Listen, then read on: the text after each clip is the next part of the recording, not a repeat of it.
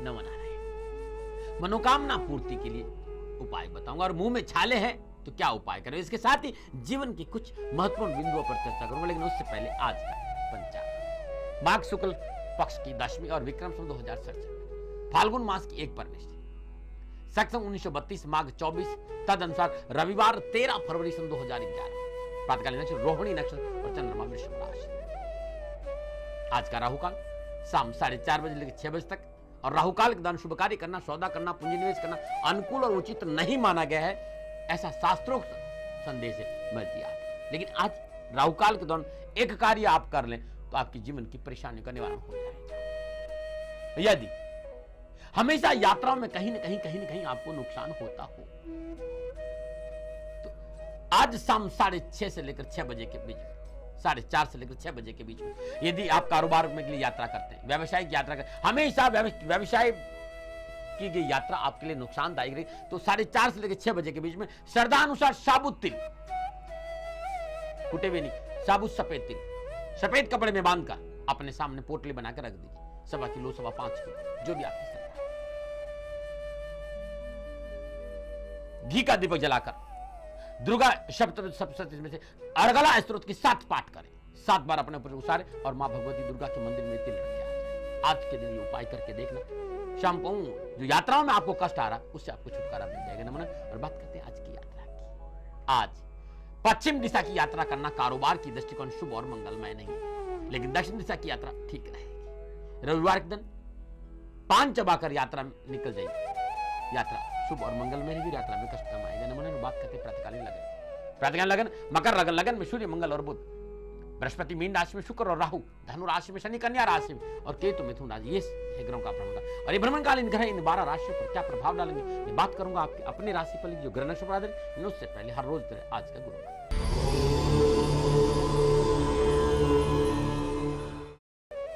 और गुरु मंत्र आपके जीवन की बहुत सी दशा और दृष्टि दोनों ही बदल देंगे यदि आप ध्यान से मेरी बातों पर विचार करेंगे। गुरु महाराज जी से बात हो रही थी, वो अपने सत्संग में मुझे समझा रहे थे कि यदि अतिथि घर पे आ जाए तो उसके भोजन के लिए जरूर पूछ लेना चाहिए। दाती महाराज कह रहे थे यदि भोजन के लिए नहीं पूछ सकते हो तो कम से कम पानी जरूर पिला देना चाहिए, और पानी के लिए नहीं पूछ सकते तो कम से कम आसन देना चाहिए, और आसन नहीं दे सकते हो तो कम से कम उसे 2 मीठे बोल जरूर बोलना। श्री महाराज जी श्रीमुख की वाणी है कि मीठे बोल नहीं हो सकते हो तो कम से कम मुस्कुरा देना। ऐसी सहज भाव में मैंने पूछ दिया कि दाती महाराज हमने उनको भोजन नहीं कराया, पानी नहीं पिलाया, आसन नहीं दिया, ना मीठे 2 बोल बोले और मुस्कुराए भी नहीं तो क्या होगा? बोले चलू भर पानी में डूब कर मर जाना चाहिए, क्योंकि ये भारतीय संस्कृति नहीं। हमारे यहां अतिथि देवो भव है। दाती महाराज ने कहा कि चुल्लू भर पानी में डूब मरना चाहिए। अब आप सोच लीजिए आप क्या करें।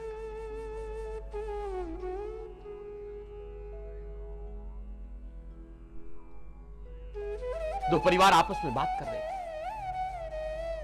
एक परिवार के मुखिया ने कहा कि मेरा छोटा सा परिवार है, बहुत छोटा सा परिवार है मेरे परिवार में मेरे 2 बच्चे हैं, मेरी पत्नी और मैं हूं, और मेरे मां बाप। मां बाप भी हमारे साथ रहते हैं।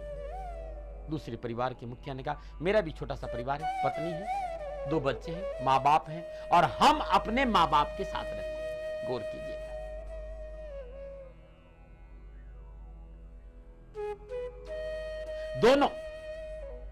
दोनों बातों का अर्थ एक ही है, लेकिन दोनों के भावार्थ में, दोनों के जो भावना है उसमें फूल और पत्थर जितना अंतर है। एक कहता है कि मां बाप हमारे साथ रहते, वो अपने मां बापों को बहुत समझता है, लेकिन एक कहता है कि हम मां बाप के साथ समझते हैं, वो अपना सौभाग्य समझता है। अब आपको देखना है कि आप क्या करें। वो व्यक्ति सौभाग्यशाली है जिन्हें अपने मां बाप के साथ रहने का अवसर मिलता है, लेकिन वो व्यक्ति अपने जीवन को टटोले जो अपने मां बाप को बोझ समझता है, क्योंकि संसार में मां बाप से बड़ा तीर्थ नहीं और मां बाप से बड़ा परमात्मा नहीं। लोग मुझसे कहते हैं कि दाती महाराज रोज आप लोगों से कुछ न कुछ गुरु मंत्र के माध्यम से कहते हैं, क्या इस दौरान आपने कोई चमत्कार देखा? अरे भाई, मैं चमत्कारों में वैसे विश्वास नहीं करता, मेरा तो जीवन ही चमत्कार है। मैं तो हर सत्संग में चमत्कार देखता हूं। उसने कहा क्या? मैंने उनसे कहा, एक बात बताओ, आज बेटा बाप की बात नहीं सुनता है। आज के इस दौर में पति पत्नी को सुनने के तैयार नहीं, पत्नी पति को सुनने के तैयार नहीं, परिवार में सदस्य आपस में अपनों की बात सुनने को तैयार नहीं। और आज पूरा विश्व और हिंदुस्तान, ये भारत, ये मेरी मातृभूमि, करोड़ों लोग मुझे सुनते हैं। क्या ये चमत्कार कम है? क्या ये चमत्कार कम है कि रात के 11:30 बजे तक लोग मेरा इंतजार करते हैं? लोग अपने घरों में अलार्म लगा के सोते हैं। जो जल्दी सोने वाले लोग वो 11:30 बजे का अलार्म लगाते हैं कि गुरु मंत्र देखना। इससे बड़ा चमत्कार क्या होगा? और संसार का सबसे बड़ा चमत्कार यह है कि मैं हूं, हर रोज मैं हूं, उस परम सत्ता की वजह से। इसको यदि एहसास में आ जाए तो इससे बड़ा चमत्कार। श्वास तो चल रही है, किसी चमत्कार से कम है क्या?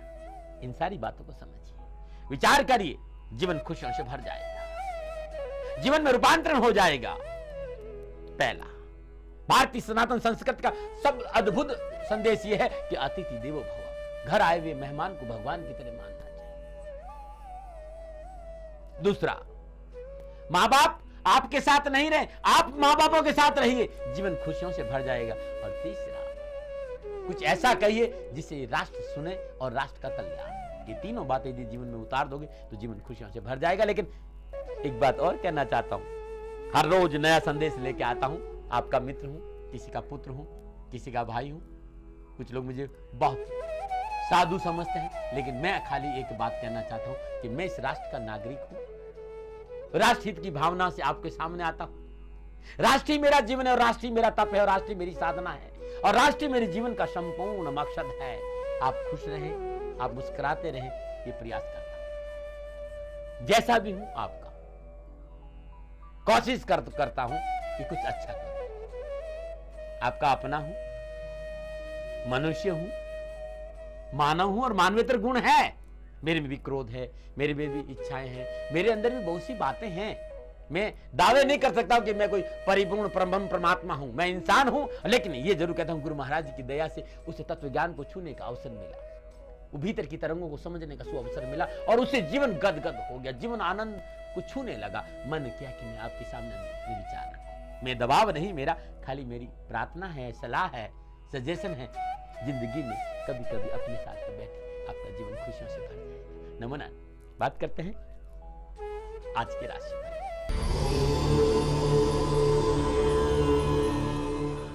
मेष राशि, सोच विचार कर कार्य करें और महत्वपूर्ण कार्य में जल्दबाजी नहीं करें। आज घूमने फिरने और मनोरंजन में धन का खर्च बढ़ सकता है, और कार्य में रुचि नहीं रहेगी तो हानि भी हो सकती है। गोचर थोड़ा सा मध्यम है। कोई भी कार्य सोच विचार करना बहुत जरूरी, बुजुर्गों की सलाह लेकर करना बहुत जरूरी होगा। और आज के दिन महत्वपूर्ण कार्य में जल्दबाजी नहीं करें। हो सके तो पूंजी निवेश शाम 5 बजे की बात करें। नमूना बात करते हैं वृषभ राशि की। वृषभ राशि वालों, ग्रह गोचर अनुकूल, सितारों का शुभ संकेत, शुभ समाचार की प्राप्ति होगी, मन प्रसन्न रहेगा। कारोबार में लाभ, धन लाभ होगा। आज अपनों के सहयोग से उन्नति के अवसर बढ़ेंगे और पारिवारिक वातावरण भी अनुकूल रहेगा। नमूना और बात करते हैं मिथुन राशि। मिथुन राशि वालों, जिस तरह के घर योगा, स्वास्थ्य पे ध्यान देना पड़ेगा। जीवन साथी की उपेक्षा करेंगे तो नुकसान हो जाएगा। मित्रों के साथ मनोरंजन में समय व्यतीत होगा, लेकिन बहुत जरूरी है अपने काम पर आपको ध्यान देना। थोड़ा सा आज अपने काम पे ध्यान देंगे तो बहुत अच्छा रहेगा। नमूना बात करते हैं कर्क राशि। कर्क राशि वालों, समय अनुकूल, सितारों का शुभ, रहन सहन और खान पान का स्तर ऊंचा होगा। संतान संबंधी शुभ समाचार प्राप्त होंगे, मन में प्रसन्नता बनी रहेगी, धन वृद्धि होगी और व्यवसाय में लाभ होगा। नमूना बात करते हैं सिंह राशि। सिंह राशि, ग्रह गोचर सफलता का संकेत दे रहा है। शुभ और अनुकूल स्थितियां बनेगी। सरकारी और राजनीतिक संसाधनों में विशेष उन्नति के अवसर प्राप्त होंगे। कार्य योजना सफल होंगी। भूमि और वाहन की प्राप्ति का प्रबल योग और मन प्रसन्न रहेगा। नमूना बात करते हैं कन्या राशि। कन्या राशि धीरे धीरे प्रश्न में सुधार होगा। समस्याओं से छुटकारा मिलेगा। किसी सभा और गोष्ठी में जाने का अवसर प्राप्त होगा। मान सम्मान बढ़ेगा, आध्यात्मिक रुझान बढ़ेगा और शिक्षा में सफलता मिलेगी। नमूना बात करते हैं तुला राशि। तुला राशि, सितारों की चाल थोड़ी सी प्रतिकूल है। कारोबार में हानि और धन का अपव्यय नजर आ रहा है। परिवार में तनाव है, कलह का वातावरण भी है और पास पड़ोस से भी संबंध बिगड़ सकते हैं। आज प्रिय वस्तु की हानि और शारीरिक कष्ट भी है। भाई डरा नहीं रहा। ये चंद्रमा के गोचर के हिसाब। चंद्रमा आज ये संकेत दे रहा है कि समय अनुकूल नहीं और आपको सावधानी बरतनी चाहिए। सावधानी क्या? एक, कारोबार में खुद ध्यान दें, पारिवारिक सदस्यों को साथ लेकर चले और खान पान पे ध्यान रखें। और छोटा सा उपाय है वो जरूर करें, नमः शिवाय, ये शिव का पंचाक्षर से नमः शिवाय, इस मंत्र का जाप करते भगवान शिव के शिवलिंग पर छाछ से अभी कच्ची लस्सी से अभिषेक करें, कष्ट कम आएगा। नमूना बात करते हैं वृश्चिक राशि की। वृश्चिक राशि दाम्पत्य संबंधों में सुधार होगा, पारिवारिक जीवन खुशियों से भरा रहेगा और वैवाहिक सुख बढ़ेगा। अपनों का सहयोग और हर्षोल्लास का माहौल रहेगा। धन लाभ की इच्छा पूरी होगी। कार्य व्यवसाय में उन्नति और साझेदारी के कार्य में विशेष लाभ होगा। नमूने में बात करते हैं धनुराशि। धनराशि गुरु गोचर अनुकूल, ग्रह गोचर अनुकूल, सितारे शुभता का संकेत दे रहे हैं। परीक्षा और परीक्षा के परिणाम अनुकूल प्राप्त होंगे, सफलता मिलेगी, रुका हुआ धन प्राप्त होगा, शत्रु दबे रहेंगे, कारोबार की स्थिति अनुकूल और धन लाभ भी होगा। नमूना और बात करते हैं मकर राशि। मकर राशि और जिस तरह के घर योगा योगे किए गए प्रयासों की सफलता मिलेगी, आवश्यक कार्य और खर्चों की पूर्ति होगी, लेकिन मन में आलस्य और कार्य में रुचि नहीं हुई तो नुकसान भी। आज स्वास्थ्य के प्रति थोड़ा सा सावधान रहना पड़ेगा और विशेषकर पेट संबंधी परेशानी नहीं आए। धर्म कर्म में आस्था बढ़ेगी, सावधानी से यदि आप काम करेंगे तो सफलता मिल जाएगी और दिन अच्छा बीतेगा, लेकिन सावधानी से काम नहीं किया तो नुकसान भी है। नमूना बात करते हैं कुंभ राशि। कुंभ राशि वालों, जिस तरह के ग्रह योगा योगे आज थोड़ा सा गोचर प्रतिकूलता का संकेत दे रहा है। बनता हुआ कार्य बिगड़ सकता है, साथ काम करने वाले लोग सहयोग नहीं करेंगे, मानसिक तनाव है, उच्च अधिकारी से अनबन है और मशीनरी आदि खरीदारी में हानि और अफसोस दोनों ही नजर आ रहे हैं। सुबह से लेकर दोपहर 3:30 बजे गोचर कुंभ राशि वालों प्रतिकूलता का संकेत है। थोड़ा सा सावधानी से काम करें। छोटा सा उपाय है, साबुत उड़द कुष्ठ रोगियों को दान में देते हैं। शनिपत नाम स्तुति www.shanidam.in पे मिल जाएगी। इस मंत्र का जाप करिए, कष्ट कम आएंगे। नमूना बात करते हैं मीन राशि।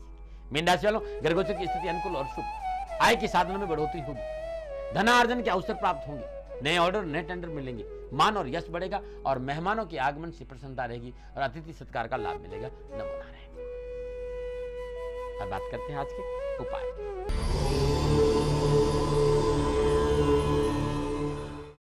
आज का उपाय मनोकामना पूर्ति का उपाय।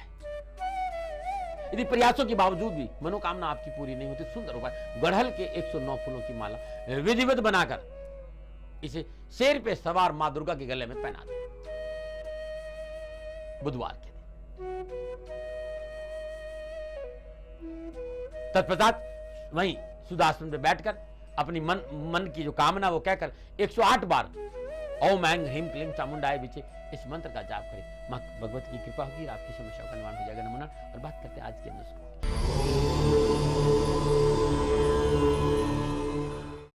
यदि मुंह में छाले हैं, पानी में साबुत धनिया उबालकर इसे गरारे करें। धनिया छालों पर डालकर लाल टपकाएं। धनिया का बारीक चूर्ण, बोरेक्स, खाने वाला सोडा, इन तीनों को मिलाकर छालों पे लगाएंगे तो बहुत लाभ मिलेगा। शहद के पानी का गरारा करने से मुंह के छाले ठीक हो जाते हैं। ये नुस्खे, ये उपाय और ये गुरु मंत्र www.shanidam.in पे मिलेगा। आज इतना ही। और कल बात करना, तो टॉन्सिल में कोई प्रॉब्लम है, टॉन्सिल की कोई प्रॉब्लम है, गले में दर्द है, बुखार नहीं जा रहा है, दस्त से पीछा नहीं छूट रहा, हिचकी है, खांसी है, उल्टियां बच्चों को हो रही है, बच्चे डरते हैं, या वात रोग है, या व्यापार में वृद्धि नहीं हो रही है, गठिया की कोई प्रॉब्लम है, इन सारी चीजों पे कल बात करूंगा, लेकिन आज इतना ही। नमस्कार।